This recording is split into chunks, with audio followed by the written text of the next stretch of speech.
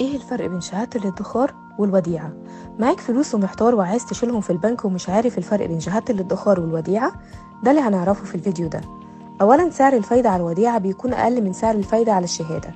مدة الوديعة بتمتد حتى 10 سنوات، تبدأ من يوم ويمكن كسرها في أي وقت والحصول على المبلغ اللي قمت بإيداعه كاملا.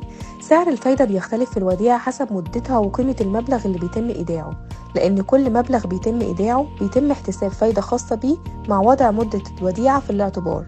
كمان تقدر تعمل بطاقة مشتريات أو بطاقة ائتمان أو حتى تحصل على قرض بضمان الوديعة بتاعتك.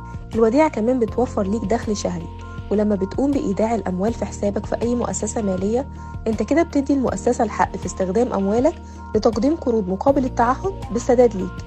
طب ايه هي الشهادة الادخارية؟ هي عبارة عن وعاء ادخاري زيها زي الوديعة، لكن بتختلف عن الوديعة في مدتها وفي سعر الفايدة.